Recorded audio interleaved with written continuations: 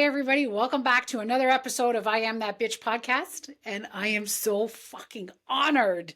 And I'm so excited. And a lot of you are shocked that I got these guys on my podcast. A lot of people said that to me. They're like, how the fuck did you get them on your podcast? I said, I asked, but I got Ty McDonald, Big Brother Canada champion, season 11, 11. and the beautiful Jenny. Well, beautiful Ty too, but beautiful Jenny. LaVioletta, what a That's right, sexy you got last it. name, from Canada's Ultimate Challenge. Hi, guys. Hi. Hello. Thank you for having us. Appreciate you. Oh, I appreciate you guys. I can't believe you guys are here. I'm so excited. And a lot of people did go, how the fuck did you get these guys on? I said, well, I met them at a gala and my friend introduced me to you, Ty, and I'm like, I know you. And you're like, no, you don't. I'm like, yes, I do, Big Brother. Because I love Big Brother. Yeah. A lot of people do. Oh, I love it. So, and Canada's Ultimate Challenge, I have to be honest, I didn't know about it, but Mhm. I watched it. I watched whatever I could find online, and I'm pissed off, Jenny. You and me both. Okay, Ty, I'm gonna come back to you, but I'm pissed off, and I'm gonna tell you why I'm fucking pissed. Okay, tell me. So, you guys get kicked out. You're on the orange team, Yep. right? And you're kicking ass. Yep. And then people that get fucking kicked out that have rested for how long during the fucking challenge and then come back and take it home? Yeah. Am I the only one that feels like this? I'm like, this is fucking bullshit. Even the red team, I'd be fucking pissed. I know, and you know what? I think people who are in the show versus out of the show definitely feel a different way. I think it wasn't, you got to give it to them, it was a Cinderella story. They were the team that you did not expect to win. They won. And yeah, it was wild. Should Team Orange have won the whole thing? I think yes. Yeah? I think yes. I have a lot of Yeah. people who told me they boycotted the finale once we were out, so they didn't watch it. But yeah. Yeah, no, I was pissed. I'm like, no, because you guys went from challenge to challenge to challenge, right? And then these people that got kicked out, whatever, they came from random teams that got kicked out? So they were all from a different team, and we had a player cut that took place. And so each team had to vote one of their players to go home. And So some left sooner than others. Sorry, I totally cut you off, right? No, it was all the same day. Like those three people Oh. were kicked off on the same day, and the following week they were back. Like it wasn't that long. We did one challenge. Oh, Yeah. I'm still mad. I don't care. I don't care. I don't care. And you, Mr. Ty McDonald, you set a record for Big Brother. I did. Most challenges won. Yeah, 2. So most overall wins, competition wins, and the most vetoes, and the most consecutive vetoes as well. Wow. So you were made out to be a villain. I was. And because I wear it proudly now. say that again? And I wear it proudly now. Yeah, buddy, fucking wear it proud. Because, listen, you won the fucking chance. Like, they're stupid. They should have got you out sooner. This is the thing, right? The thing is, they tried. They I couldn't. know they tried, but they couldn't do it, right? And because I came home, I said, you're not going to believe who I met. I go, Ty from Big Brother. And he goes, okay, which one's that? So I had to show the picture. He's like, babe, he was the villain. And I said, I know. Because I make him watch it and then he gets right into it. You know, like my show is my husband's shows now, right? But Yeah. So now you said to me, you didn't watch Big Brother before you went on it. No. Like, I knew of the show. One of my Yeah. ex-girlfriends was a super fan of it, so I knew about the show because of her. But I'm not really a TV guy overall, so I don't sit down and watch Big Brother. I still to this day I don't watch Big Brother. You know what I mean? Like it's the majority of the people who are on the show or were on the show. They're into the Canadian version. Mega fans. Yeah, but for me it's just like I don't really resonate much with reality TV. But it was a cool experience. You know what I mean? I think that was what I was in it for. I was in it for the experience, and I got exactly that, the full package. That's awesome. So now both you guys did reality shows. Yep. So first of all, those that are watching the video, I know you're looking at them going, they're disgustingly ugly. I get it. You know, it's hard to look at them because holy fuck. But how did you guys meet? So we actually connected a long time ago. It was 2021, I think, and we connected on Instagram. And Who Ty, slipped in whose DM? Let's get I that. followed him first. He slipped into my DMs first. He claims Yeah, Ty. there's receipts. On the night, I just don't remember. Yeah, and then we chatted for a bit, but honestly, like I was living in Ottawa, he was living in Toronto. We were both at the time 25. I was fresh out of a very long-term relationship, and it was like not gonna happen. And we talked about it recently, and it's like even if we tried dating back then, it probably wouldn't have worked out. Yeah. And then I was on constant shoot my shot clock. And so a few years later, I was supposed to go to Toronto for work, and I messaged him asking if he wanted to hang out. And at the time, he had a girlfriend, which I didn't know about. He told me, and I was like, okay, that's nice of you to tell me. I didn't end up going to Toronto and then anyway, so we didn't hang out. And then early this year, I again went to Toronto for work, and we finally met. So we had known about each other for a long time, but it was our really first time meeting and finally connecting 4 years later after we had already talked for. Wow. Wow. So you think that you guys met because of reality TV, but really you didn't. You guys just followed each other on Insta. We didn't at all, and it was actually a really cool experience the first time. You know, we hung out. We got to connect on that level because my show hadn't come out yet, but I was fresh out of it. It was about to premiere, and Ty had just lived it, so it was really cool. He was giving me a bunch of quote like some advice on what to expect and my feelings towards watching myself on TV and that kind of stuff. So we really did we connected on that front after the fact. Did you struggle? Do you struggle while seeing yourselves on TV? No, I kind of love it, I'll be honest. Well, if I looked like you, I'd love it too. Call me back. What about you, Ty? It's a roller coaster. I mean, for me, I had the ideal outcome, so I don't regret anything, and I would do it again, exact same way I did it the first time. I think the biggest struggle for me was just accepting that it was over. Mm-hmm. I remember like anticipating getting on the show. I'm like being so excited, and it's kind of like every day is like you're waking up like it's Christmas morning, and then it's all over, and you're like, yo, I'll never be able to live that again.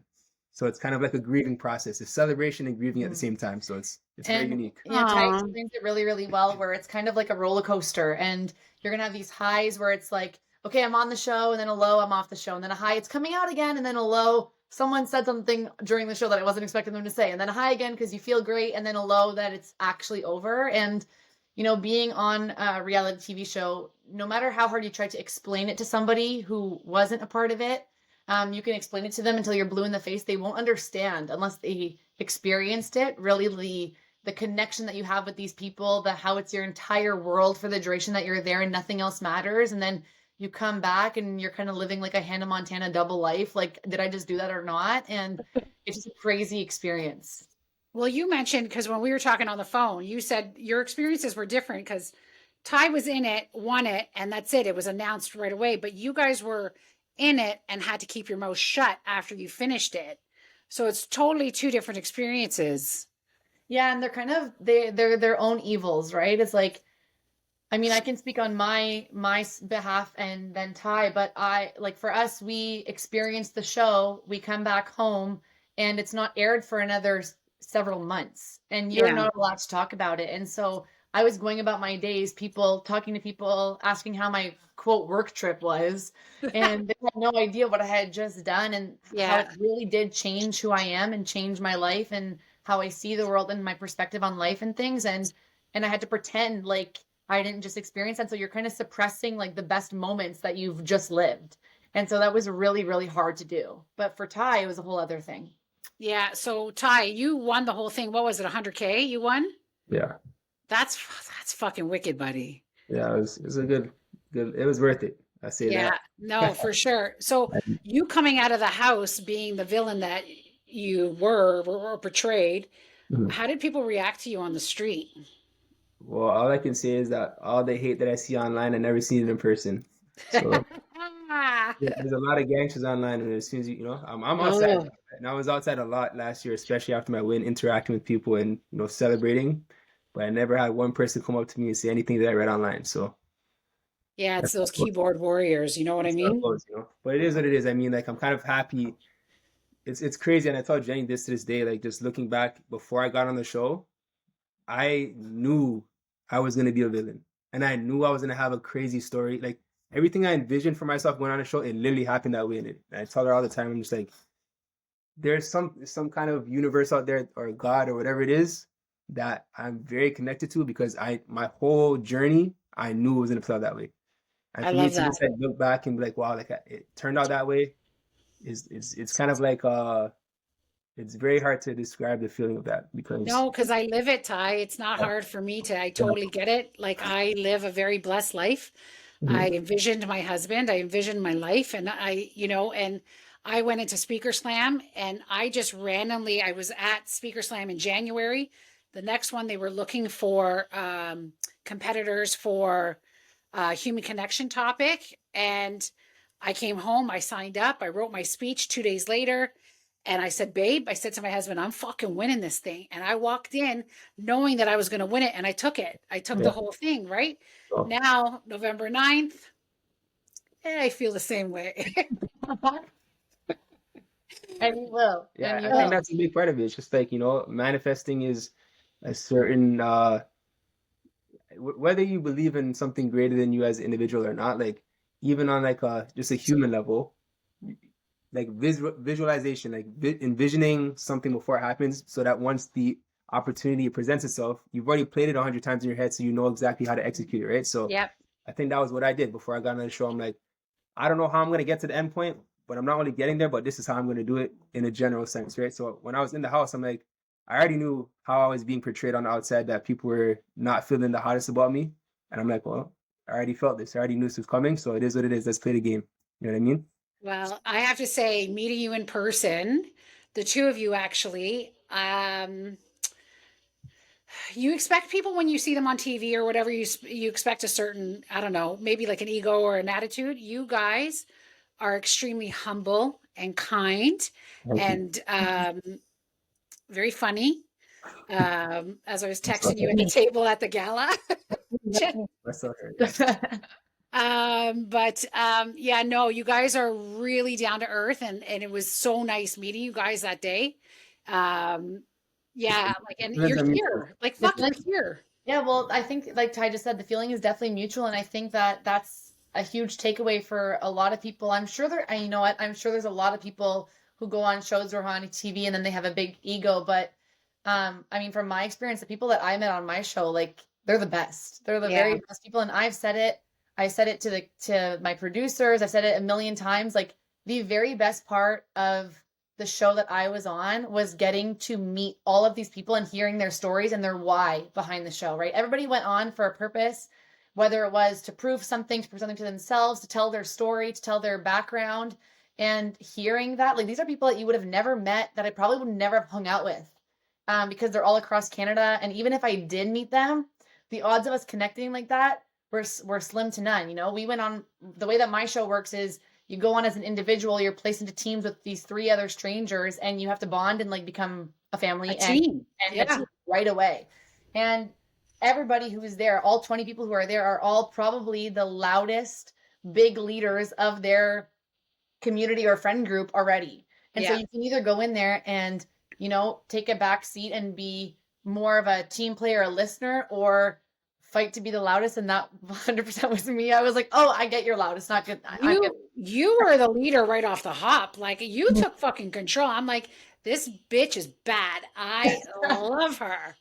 I I think love it's her. beneficial that I came, you know, I come from a family of a big Lebanese family and 5 kids. And so, you know, I had some people on the show tell me that they thought I was playing the game and that I was like trying to be this loud, you know, kind person to try to make people like me. But in reality, like, you know, if you're not at volume 300 in my household, you're not being heard. Like you, like poor Ty, when he walked in, it's like a zoo in there. And so that's just my normal register. And That's the best. once people know me, they know me, and that's what it is. Your That's mom. it. You're being your authentic self. And I see that because you were talking here, we've talked on the phone, I talked to you at the gala, like nothing's changed. Ty, you're very quiet. You're Yeah, I very feel like we're, quiet. we're very much the opposite, and her mom still gives me a hard time because she feels like I don't talk enough, right? But I think But that it works because my husband's very quiet and I'm the loudmouth. yeah, Mhm. You know yeah. what I So I mean? feel like I connect with people on a much more individual basis. She can stand up and talk in front of a group of people comfortably. I can't Yeah. do that. So it's like No? I connect with people. Why I'll do it because And you'll be great at I it. love a challenge, but Yeah. do I want to? Will I jump at the opportunity? Probably not. But I think that's what worked to my advantage in like the Big Brother house. I was able to connect with people on a one-to-one basis, One-on-one. have a Yeah. conversation with you, and we can really resonate that way, right? And I think that by the end of the game, I had built those relationships throughout the season, so that by the end of it all, people respected me enough on a personal level that they wanted to see me win. So Yeah. Yeah, well, I'm happy that you won. There's other people I just liked in the house. And it's funny because I went back, I was watching it, right? Because I watched so many. I just finished watching Big Brother US. Mhm. And I was like, oh yeah, I hate that bitch. Oh, it drove me nuts. Like there's two girls that drove me up the wall. I don't want to. You know who it is? I don't know who it is. Should I say it? You can say it. I don't care. Nobody can say anything to me. Koozie drove me fucking Really? crazy. Yeah. Wow. And that's the type of person, the ego, that's where it gets me. It drives me nuts. Like when I tell people, like, no matter how successful you are, remain humble. You know what I mean? Like, and she was very cocky, and I don't jive with women like that at all. And the other one was Daniel, Daniel C. Is there two Daniels? Really? No, I like him. He reminds me of I my was like, wait, we love Daniel. First I off, love Daniel. Daniel, if you'll meet Tristan. Actually, you met Tristan. He was with me. Didn't he remind you of Daniel? Tristan. Oh, yeah. At the Curly gala. hair. That's the guy with the curly hair at the gala. Yeah. But what's her name? Fucking what's her name? Who is she closest to? Santana? Oh, Santina? those are a couple of my best friends. But that's the thing. It's like what I'll say is no. I mean, Sorry. all of us are all used to these opinions of us, right? And like for example, some people feel that way about me, and that's because they haven't gotten a chance to know me. And Koozie is very much that way. Is she opinionated? Absolutely. Is she very confident in who she is and unapologetic about it? Absolutely. But if you look at it, then that's my kind of girl, right? Like that's the kind of people I'm drawn to. and you'll never know that unless you meet her on a personal level, right? So you're just going off of what you're seeing on TV, just That's like right. people draw their conclusions about me because they just see me on TV. And that was actually a big reason when Ty and I first connected, I told him, I was like, I'm not watching your show until I know you. I hadn't seen his season at all. I hadn't seen anything. And when I told my best friend I was hanging out with Ty, she was like, no, he's a villain. He's so mean. And la la la. And now she met him and she's like, I feel so bad because he's so nice. I know. And it's just how you're portrayed and how people will take you and how, cameras can change everything. And it was important to me to know Ty before seeing Ty. And then on TV, obviously, and I think that's worked out great. So I want to go back to your whys. Why'd you guys do the shows you did? Like why? Why did I go on the show? Or like, Yeah, why'd you choose Big Brother? Like, what was your why? I didn't choose Big Brother. Big Brother chose me. Oh, snap. All right. That's the actual reality, though. Like, I was actually, it's funny because of the time. Well, don't you have to apply? No. See, not everybody applies. I got reached out to. They said they felt like I'd be a good fit for the show, and I said, hey, yeah, I would love to try. But where'd they find you? I can't talk too much about certain things, but they'll find you. If they want to find you, they'll find you. I can be found. Hey, they know. But yeah, no, I was talking with my friend group about doing the Amazing Race actually around the same time, but my friends all dragged their feet. But I think it's because you talk about these things, but you don't think it'll ever happen for you. You don't think it's possible. It's like, yeah, how the hell am I going to end up on TV with hundreds of thousands of people out there?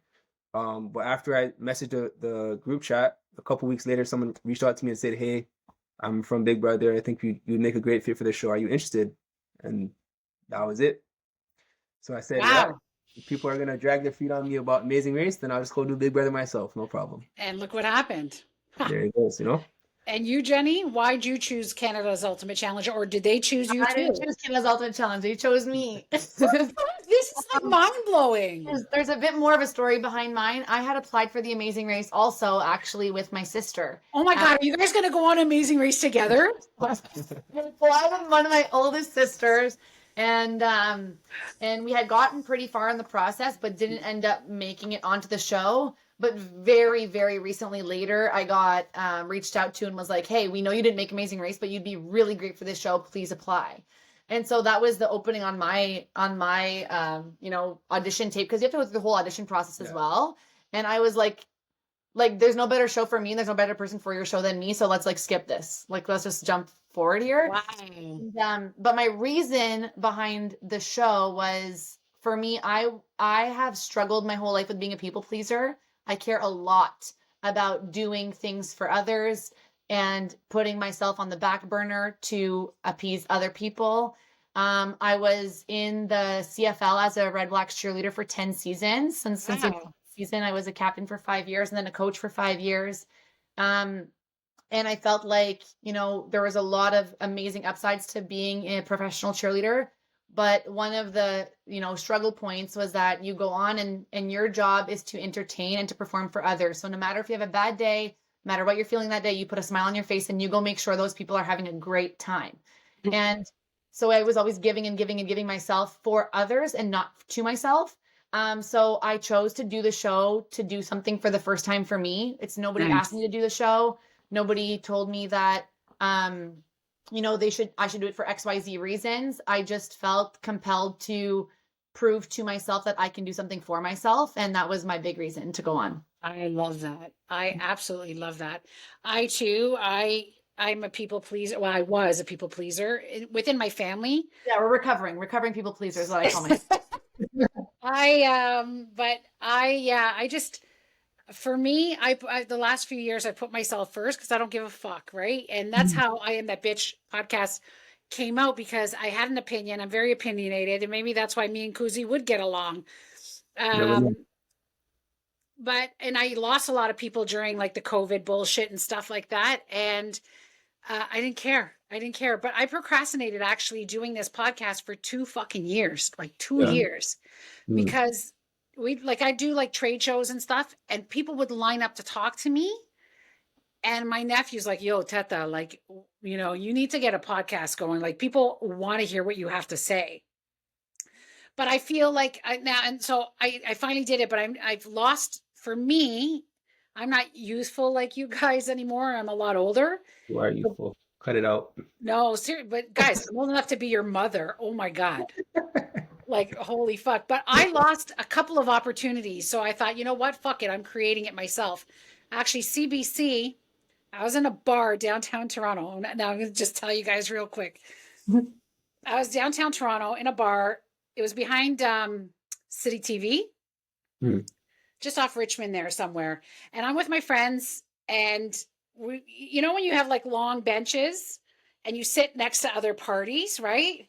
So I'm sitting like this, and I'm talking to like my friends, and there's like this guy that didn't belong in this bar. He's like a big biker guy, and he kept sending me roses. I'm like, dude, it's not gonna fucking happen. Like, chill, right? So I'm cracking jokes, and I kept banging the lady next to me until finally she tapped me, and I'm like, oh my God, did I hit you again? I'm sorry. Can I just buy your table a round of drinks? She's like, no. She goes, I've been listening to you all night, and did you ever want to be on the radio? I said, that's exactly what I wanted to do, but I'm a high school dropout. And she goes, I think you should be on radio. Here's my card. What do you think happened? Tell me you didn't lose the card. I lost the fucking card. Did you like try to find her?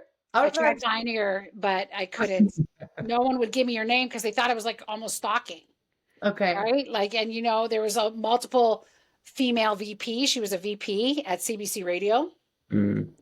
So I could have, you know, been on radio, but it's okay. I'm going to create my own fucking. You could have, and there's a reason behind everything, right? There's a reason why you lost that card, and there's a reason why you're now doing things on your own and having this podcast and having all your, you know, speaking opportunities, and that was meant to happen that way. And even HGTV fucking turned me down. Well, listen, that's that didn't happen, you wouldn't be sharing that story with us here, right? So. Well, so HGTV, they were looking for a small business to follow with 10 employees or less. And my manager at the time, her cousin was a producer. So they pitched me without meeting me. And they felt I needed to be scripted.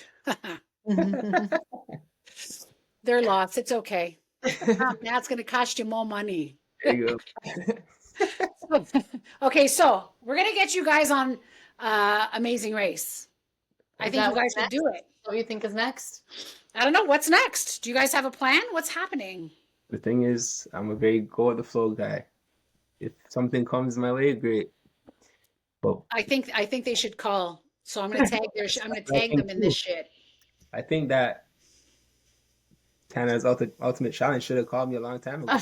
They're dragging their feet. They seen what I did to the Big Brother house, and they're scared I'll do it again. You know what I mean? Oof. Oof. It's good television. They're stupid I if they don't have call. villains win too often, you know.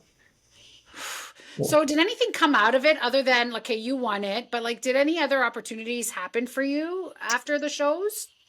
I mean, yeah, I've been connected with, in terms of networking, my network has exploded in that sense, and I got to what was it? I got to present at an award show on the American side, which is great.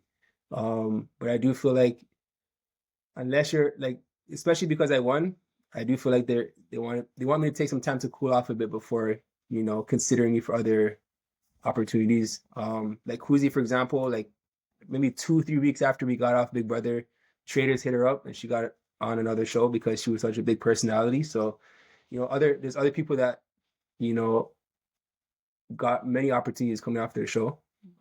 For me, I don't think my run's over. I do Mm-mm. see more things coming my way in the right timing, you know. What And about so you, much. Jenny? Yeah, I think for me, same with what Ty is saying. Network has grown quite a bit, and I feel like there's been a few things. There's been a few podcasts and some interviews here and there. I also wholeheartedly believe that I belong on more shows. I can see it, I can feel it. Oh I yeah. need to do it. That being said, I feel like being on the show definitely pushed and empowered me to kind of do more things for myself, that I went on the show to do things to do that for myself. And I feel like being off the show now, I'm excited and have all these ideas to do new things as Jenny, as just Jenny, now that just Jenny has been built as a whole person and not as somebody who's, I'm always developing, but I have a solid foundation now. Nice. Ty is somebody who has a way bigger entrepreneur brain than I do. And we make a really good team together of like, he's really good with pitching ideas, with knowing the back end of things, with coming up with all these amazing like opening doors and opportunities. And I'm the yapper that walks in and chats it up. So it's working well so far. There's definitely some things in the future. And I'm excited to find out what they're going to be because I'm ready for it. Well, I see you guys going far for sure. And I'm a huge fan for both of you guys. I'm Thank you. so happy that I met you guys. That's awesome. I want to ask you personal shit. Can Mhm. I? Yeah, Let's do shoot, it. go ahead. Okay. So when are we having a baby? Ty, Because would you like this, to answer that question?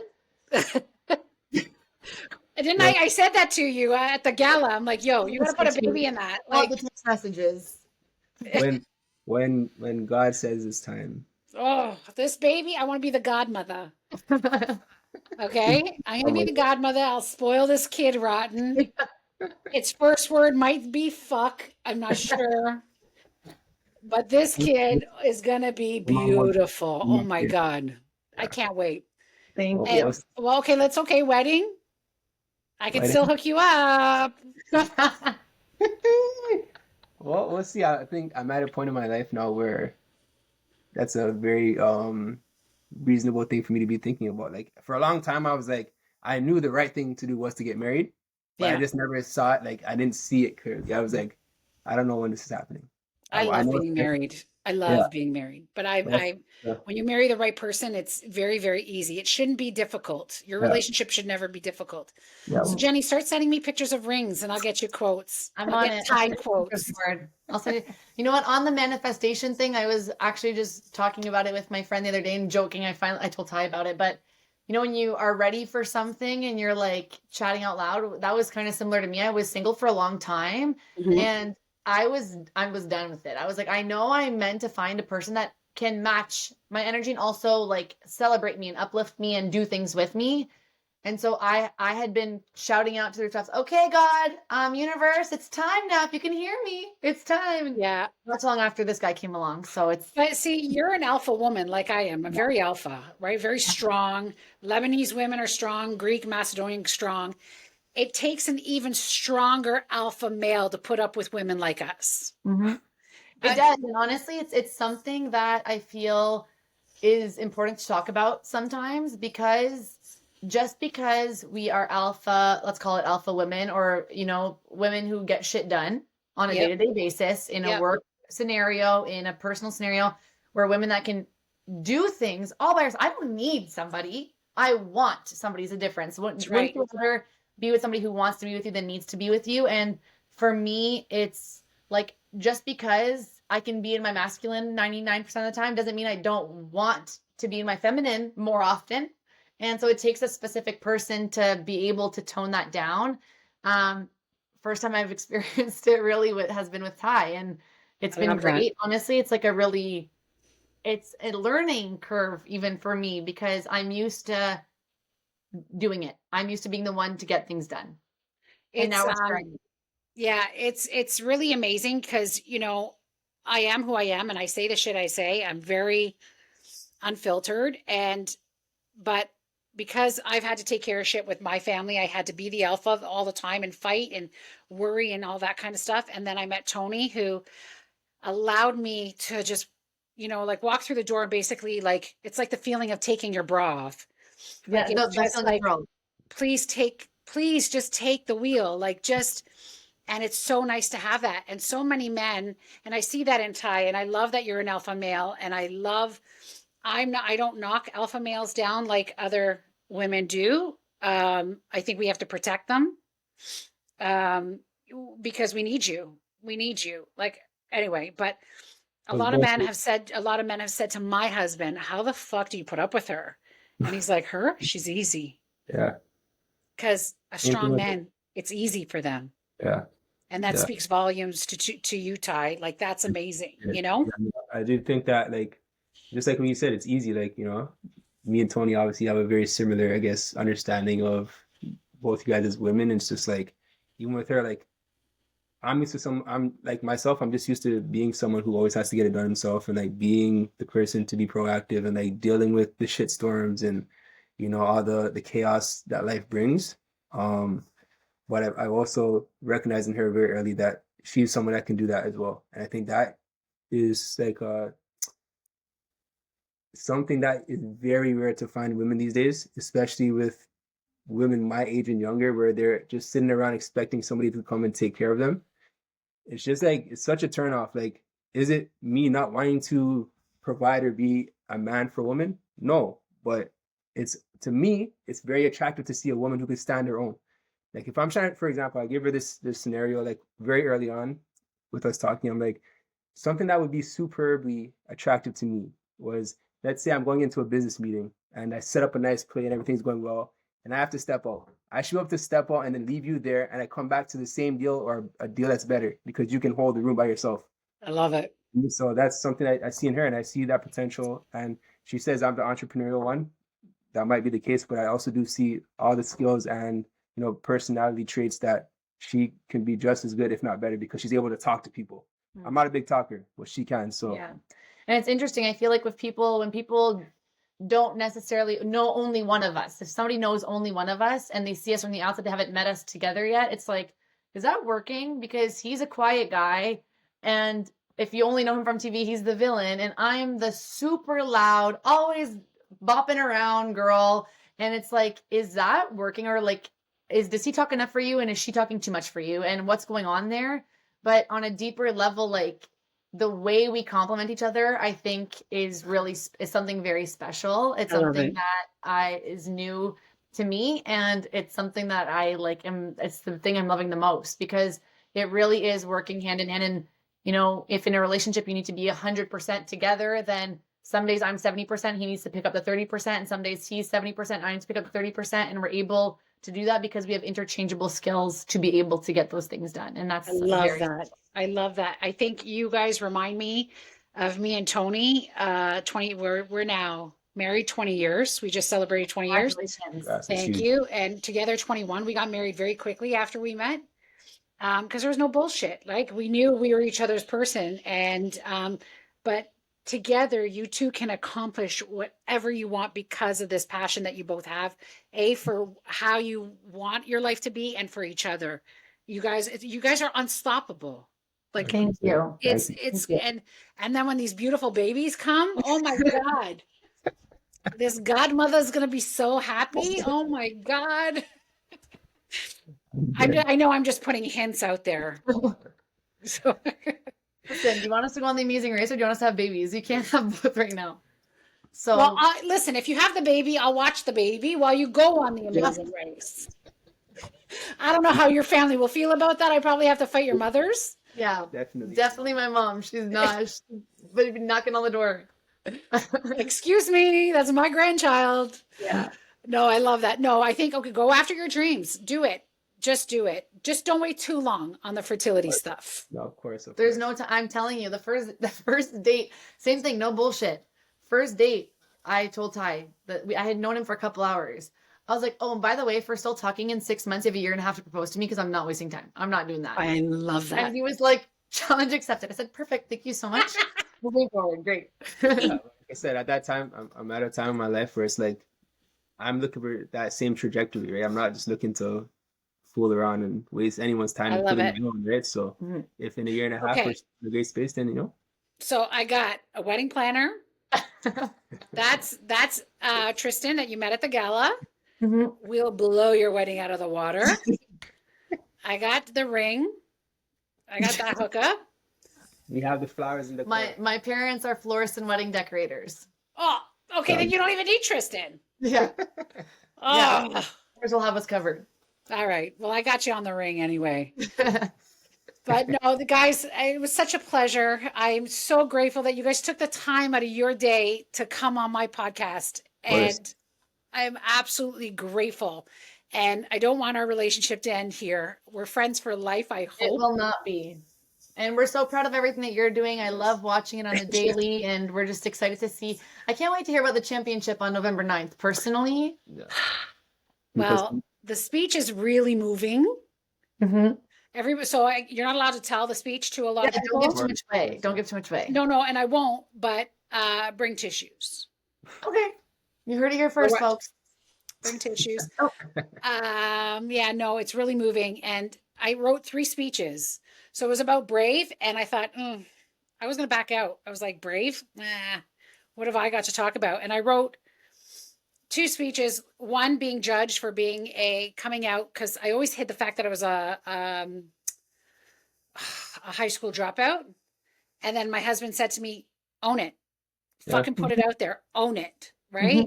So I put it out there. I'm a high school dropout, and I'm judged for it. People look down upon me, or I'm in a trade. Like they think, oh, you're a hairdresser. Like you're in the trades. They always look down if you don't have an education type of thing. And you need the trades people, or else the world won't fucking function.